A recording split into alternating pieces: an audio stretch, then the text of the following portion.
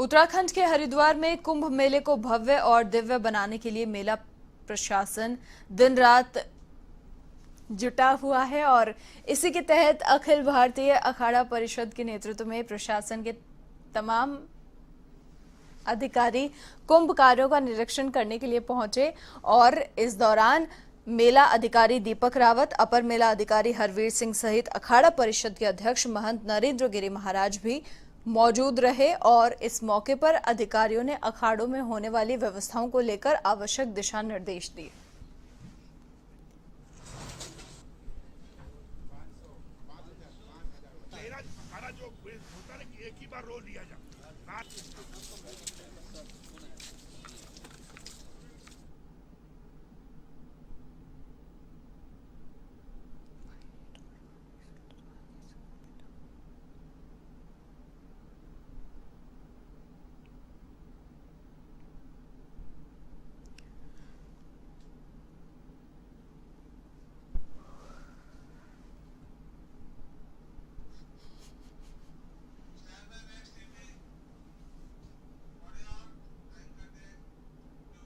देश के 5वें प्रधानमंत्री रहे चौधरी चरण सिंह की जयंती पर संसद भवन के केंद्रीय कक्ष में पुष्पांजलि सभा का आयोजन हुआ।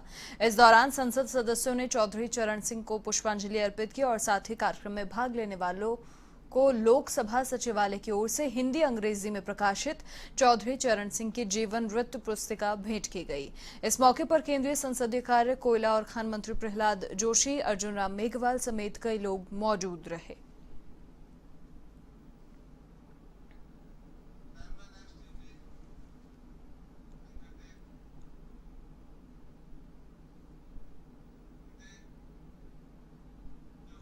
यूपी के लखनऊ में पूर्व प्रधानमंत्री चौधरी चरण सिंह की 118वीं जयंती पर सीएम योगी ने श्रद्धांजलि अर्पित की। लोक भवन में सीएम ने चौधरी चरण सिंह की प्रतिमा पर माल्यार्पण कर श्रद्धांजलि दी। इस दौरान सीएम ने किसान सम्मान दिवस पर किसानों को संबोधित किया और कई किसानों को ट्रैक्टर देकर सीएम ने रवाना किया। किसान उपहार योजना के तहत 11 किसानों को कृषि कार्य के लिए सीएम ने ट्रैक्टर दिए।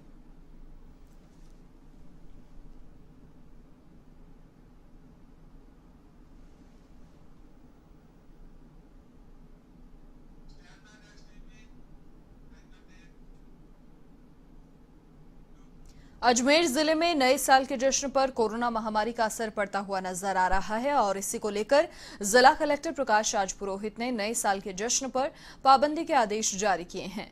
कलेक्टर प्रकाश राज पुरोहित ने बताया कि कोविड-19 को देखते हुए अजमेर शहर में रात्रि कर्फ्यू चल रहा है और 31 दिसंबर तक ये कर्फ्यू जारी रहेगा। इस दौरान सभी प्रकार के आयोजनों पर रोक रहेगी, लेकिन शादी समारोह को इस कर्फ्यू से अलग रखा गया है। उन्होंने बताया कि क्रिसमस डे पर भी ये पाबंदी लागू रहेगी और इसके चलते चर्च में ज्यादा लोग सम्मिलित नहीं हो सकेंगे।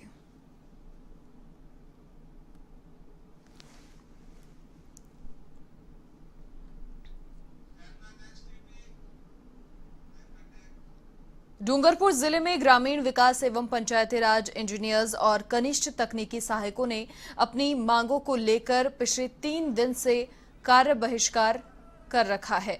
इधर कार्य बहिष्कार के चलते नरेगा समेत अन्य योजनाओं का काम भी ठप पड़ा है। ऐसे में इंजीनियर्स और कनिष्ठ तकनीकी सहायकों ने विभिन्न मांगों को लेकर कलेक्ट्रेट पर सरकार के खिलाफ प्रदर्शन किया और साथ ही जिला कलेक्टर को सीएम के नाम ज्ञापन भी सौंपा।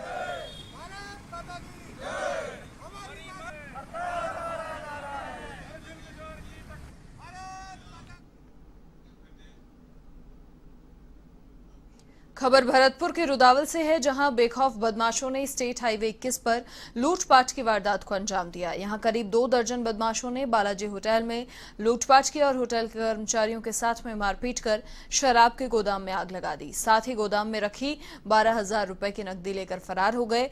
घटना के बाद होटल मालिक ने अज्ञात बदमाशों के खिलाफ रुदावल थाने में मामला दर्ज करवाया और फिलहाल पुलिस पूरे मामले की जाँच में जुटी है।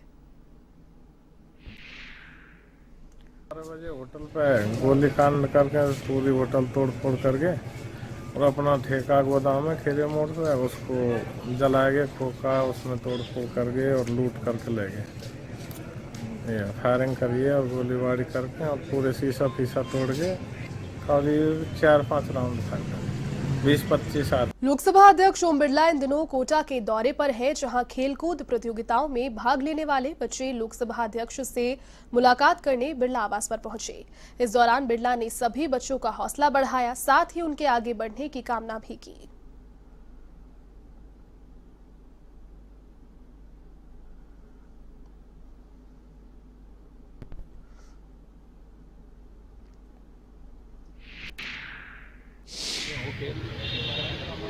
बच्चों में खेल की भावना जागृत है, शारीरिक रूप से भी मानसिक रूप से भी। अगर हमें स्वस्थ रखना है आने वाली पीढ़ी को, तो हमें व्यापक खेल स्पर्धा भी करानी चाहिए और ज़्यादा से ज़्यादा बच्चे खेल के मैदान में इसके लिए प्रयास भी करना चाहिए। कुछ स्टेडियम डेवलप हुए हैं। हमारी कोशिश है कि आने वाले समय में खेलो इंडिया के तहत जो बड़े पंचायत हेडक्वार्टर हेडक्वार्टर पर खेल के मैदान डेवलप करेंगे, सामान उपलब्ध कराएंगे, ताकि ग्रामीण क्षेत्र के बच्चे भी खेल कूद आ सकें। और इसी के साथ फरवरी मार्च के अंदर महिला और पुरुषों की फुटबॉल प्रतियोगिता कराएंगे। फुटबॉल खेलने से बच्चा शारीरिक रूप से स्वस्थ होगा और दौड़ेगा। इसलिए हर गांव के अंदर, हर पंचायत में, हर गांव में फुटबॉल, हर पंचायत में फुटबॉल, फिर गांव के अंदर कंपटीशन होगा, फिर पंचायत में होगा, फिर पंचायत समिति में होगा, फिर जिला स्तर पर होगा, फिर संसदीय क्षेत्र में। ऐसे पूरा एक सिस्टम डेवलप करेंगे हर खेल का, कि हर खेल में बच्चा खेल के मैदान में, जब प्रतिस्पर्धा होती है तो खेल के मैदान में आता है। इसका भी प्रयास है। कांग्रेस जहां 2 वर्ष पूरे होने पर जश्न मना रही है, तो वहीं भारतीय जनता पार्टी सरकार पर लगातार हमला बोल रही है। मुख्य प्रवक्ता रामलाल शर्मा ने कांग्रेस सरकार पर निशाना साधते हुए कहा कि सरकारी स्कूलों में पोषाहार बनाने वाली महिलाओं को मानदेय नहीं मिल रहा है। राजस्थान में लगभग 66,000 से अधिक स्कूल हैं और उन स्कूलों के अंदर पोषाहार बनाने के लिए, खाना बनाने के लिए लगभग 1,09,992 महिलाएं काम कर रही है और लगभग अगस्त के बाद इनको मानदेय नहीं दिया जा रहा, जो 1,320 रुपए इनको दिया जाता है। मेरे ख्याल से राजस्थान की सरकार कम से कम ऐसे संवेदनशील विषयों के प्रति, तो जहां एक और कोविड की लड़ाई चल रही है और जहां जिनके पास रोजगार था वो रोजगार विहीन हो रहे हैं, उसी तरीके से इन महिलाओं को भी मानदेय समय पर नहीं मिलना एक तरीके से इनकी भावनाओं के ऊपर कुठाराघात है। मैं चाहूंगा कि राजस्थान की सरकार एक संवेदनशीलता का परिचय देते हुए इन महिलाओं को मानदेय तुरंत जारी करें, ताकि इनके परिवार के अंदर भी खुशहाली आ सके। डूंगरपुर जिला प्रमुख चुनाव में कांग्रेस और भारतीय जनता पार्टी की गठजोड़ से नाराज बीटीपी ने प्रदेश सरकार से अपना समर्थन वापस लेने का ऐलान कर दिया है। बीटीपी के प्रदेशाध्यक्ष डॉक्टर वेलाराम घुघरा ने सर्किट हाउस में प्रेस कॉन्फ्रेंस कर समर्थन वापस लेने की घोषणा की। डॉक्टर वेलाराम ने बताया कि बीटीपी की प्रदेश कार्यकारिणी की बैठक में इस बात का निर्णय लिया गया। उन्होंने कांग्रेस पर वादा खिलाफी का आरोप लगाते हुए कहा कि जिला प्रमुख चुनाव में बीटीपी के द्वारा सर्वाधिक सीट लाने के बाद भी कांग्रेस ने उनका समर्थन नहीं किया, बल्कि बीटीपी को हराने के लिए भाजपा से गठजोड़ करते हुए निर्दलीय लड़े भाजपा उम्मीदवार को समर्थन देकर जिला प्रमुख बनाया। तो वहीं उन्होंने कहा कि राज्यसभा चुनाव में प्रदेश में सियासी संकट के दौरान मुद्दों पर आधारित 17 सूत्रीय मांगों में से भी सरकार ने एक भी मांग उनकी पूरी नहीं की।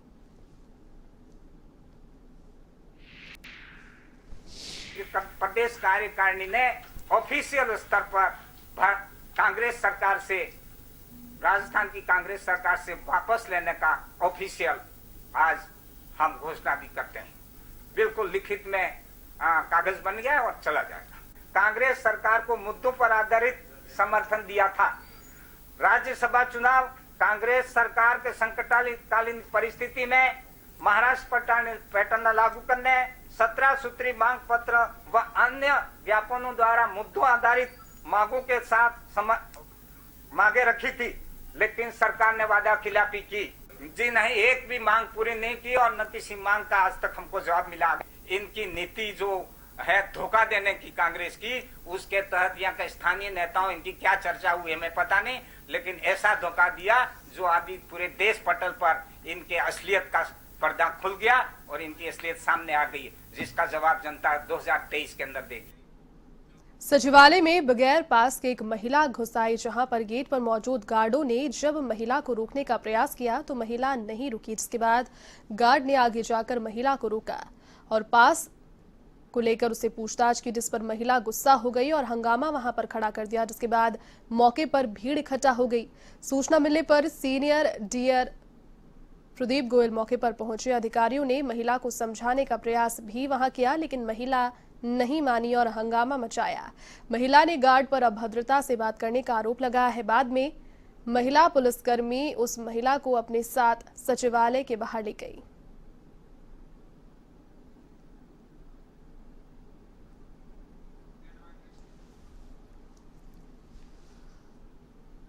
अजमेर में सिविल लाइन थाना पुलिस ने एक युवक को धारदार हथियार के साथ गिरफ्तार किया। थानाधिकारी अरविंद चारण ने बताया कि फूस की कोठी इलाके में पुलिस ने एक संदिग्ध युवक को रोककर उससे पूछताछ की, जिसमें साथ ही तलाशी उसके लेने पर उसके पास धारदार हथियार जो था वो बरामद हुआ, जिसके बाद युवक सुरेश कुमार को गिरफ्तार कर लिया गया। साथ ही मामले में जांच भी प्रारंभ कर दी गई।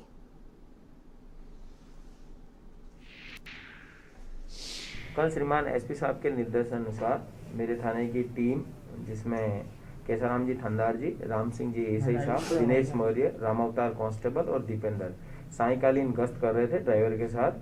तो इनको एक सूचना मिली मुखबिर से कि यहाँ पे एक व्यक्ति है जो कोई अवैध हथियार लेके घूम रहा है। तो फूस की कोठी से आगे इन्होंने जाके वहाँ देखा तो एक व्यक्ति जिसका नाम सुरेश पुत्र तेजाराम जाति जाट, उम्र 45 साल, पादुकला का था, जिसके पास एक छुरा मिला जो आर्म्स एक्ट की मुकदमे के अंतर्गत आता है, जिसको गिरफ्तार किया गया और जब्त कर लिया है। उसका चाकू मुकदमा दर्ज करके आगे अनुसंधान जारी है। क्या नाम है सर इसका? इसका नाम है सुरेश पुत्र तेजाराम जाति जाट, 45 साल है, ये पादुकला।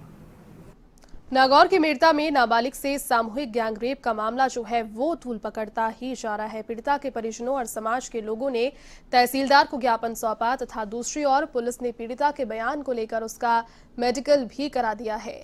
जांच अधिकारी विक्रम सिंह भाटी ने बताया कि मामले की जांच फिलहाल जारी है। फोन कॉल के आधार पर डिटेल्स भी उनकी खंगाली जा रही है। संभावना जताई जा रही है कि पीड़िता को जल्द ही न्याय मिलेगा।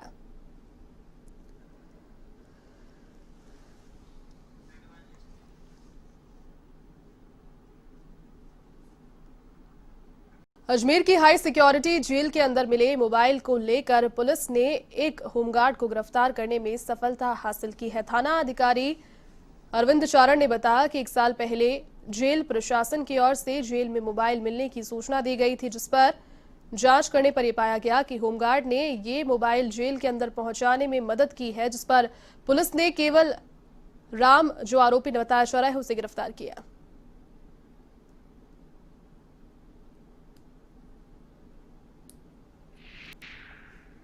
और पहले हाई सिक्योरिटी जेल से एक मुकदमा दर्ज हुआ था कि उनको हाई सिक्योरिटी जेल में एक मोबाइल मिले थे, जिसपे 506/19 मुकदमा दर्ज किया है 42 कारागार संशोधन अधिनियम में। तो मेरे जो यहाँ उप निरीक्षक है केसाराम जी रामावतार कांस्टेबल, इनको सूचना मिली कि इस जो मुकदमा दर्ज किया गया था उसमें एक बॉर्डर होमगार्ड था जिसका नाम है केवल चंद्र पुत्र राय सिंगा राम जाति भील, सोकलिया पुलिस थाना गिराब जिला बाड़मेर।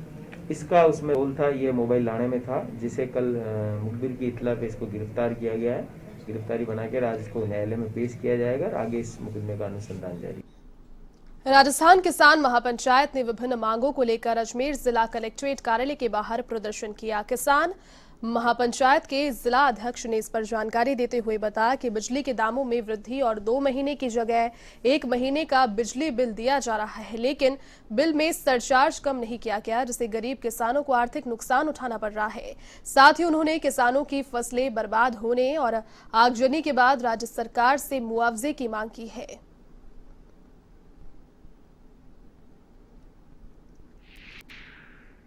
ये आज हम डॉक्टर वीणा प्रधान संभाग आयुक्त कमिश्नर को ज्ञापन देना है किसान महापंचायत मुख्यमंत्री के नाम। हमारी 5-7 मांगे हैं और हमारी मुख्य मांग है कि जो राज्य सरकार ने अभी घरेलू उपभोक्ताओं को जो 2 महीने का बिजली का बिल आता था वो आज 1 महीने का कर दिया है, और जो 2 महीने का जो सरचार्ज लगता था मीटर चार्ज 260 रुपए, आज 1 महीने का सरचार्ज लग रहा है। तो हमारे किसानों को आज गरीबों को मीटर का चार्ज भरना, मीटर का बिल भरना है ना टेढ़ी खीर हो गया। तो हम राज्य सरकार से मांग कर रहे हैं, चेतावनी देने आए हैं कि तुम केंद्र को तो कह रहे हो कि बिल किसान बिल लो, किसान बिल, तो ये बिजली का बिल भी वापिस लो आप भी, हाहाकार मचा हुआ गाँव में, हाहाकार बिजली का बिल बढ़ने से। और एक और पहली दूसरी मांग हमारी कि जो आज किसानों के जो आजीविका है पशुपालन, वो चारा रखते हैं 1 साल का, वो डाला इकट्ठा करते हैं, उनके आगजनी की घटना हो रही है। हाहाकार मचा हुआ अजमेर जिले में। आप भी प्रेस वाले रोज चारा जलते रोज देखते हैं, और जिस किसान का चारा जलता है ना उसको इसका दर्द मालूम। तो इसके चारा के मुआवजा राजस्थान आपदा प्रबंधन प्राधिकरण के एक अलग ही कंडीशन होना चाहिए इसमें कि चारे का मुआवजा मिले। अजमेर नगर निगम की ओर से कोरोना महामारी के प्रति जागरूकता लाने के लिए रैली का आयोजन किया गया। नगर निगम, जिला प्रशासन और शिक्षा विभाग की ओर से शहर के विभिन्न इलाकों में रैली निकाली गई। साथ ही लोगों से कोरोना महामारी के प्रति सावधानी बरतने की भी अपील की गई। इस रैली में शामिल अधिकारी कर्मचारियों ने लोगों से मास्क पहनने के लिए समझाइश की और बिना मास्क के घर से बाहर नहीं निकलने की अपील की गई।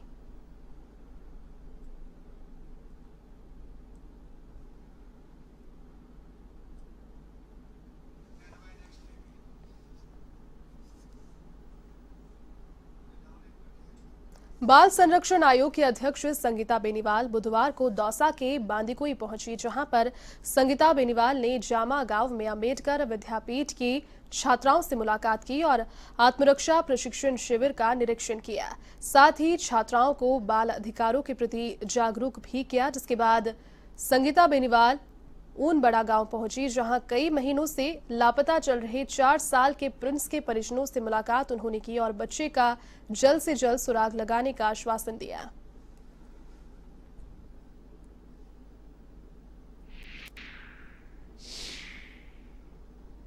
ठीक करके जानकारी प्राप्त की कि बच्चा जब से गुम है उस वक्त वो कहाँ था, कितने बजे का समय था, उनको किस पे अंदेशा है, वो सब बातचीत करके जानकारी हासिल की है। परिवारजनों ने ज्ञापन भी दिया है और बिल्कुल आज कलेक्टर सभागार में जब बैठक है उच्च अधिकारियों के साथ, तो ये एक महत्वपूर्ण बात रहेगी, आज मेरी महत्वपूर्ण एजेंडा रहेगा मेरा, और उनको बिल्कुल पाबंद किया जाएगा कि इस मामले की पूरी तफ्तीश की जाए और जो भी संदिग्ध के घेरे में हैं उन सबको पूरा टटोला जाए और माता पिता तक बच्चा वापस आए। खबर जालौर के आहोर क्षेत्र से है, जहां पर श्यामपुरा की ढानी निवासी युवक मीठाराम भील आज भी सरकार की योजनाओं को लेकर दर दर की ठोकरें खाने को मजबूर है। आपको बता दें कि युवक मीठाराम भील जन्म से ही दोनों आंखों से जन्मजात ही नेत्रहीन है, जिसमें मनुष्य जीवन मिलने के बाद भी दुनिया उन्होंने नहीं देखी। तो वहीं दूसरी ओर प्रशासन भी सहायता की दरकार को लेकर आंखें मूंदे बैठा है, जिसके चलते युवक सरकारी योजनाओं के पात्र होने के बावजूद भी 5 साल से सामाजिक सुरक्षा पेंशन योजना से वंचित है। पीड़ित जीवाराम भील ने बताया कि उसकी पेंशन 5 साल पहले डाकघर में आती थी, लेकिन आधार कार्ड नहीं बनने से करीब 5 साल से पेंशन से वंचित वो चल रहा है। ऐसे में सरकारी दफ्तरों में चक्कर काटने के बावजूद अधिकारी कर्मचारी पीड़ित की समस्या पर ध्यान नहीं दे रहे।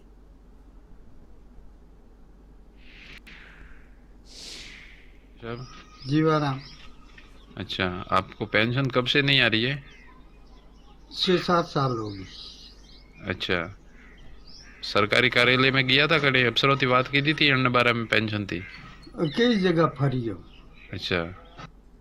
प्रदेश में कोरोना महामारी के चलते स्कूलों में पढ़ाई नहीं होने की वजह से लगातार जो पाठ्यक्रम है वो बाधित हो रहा है।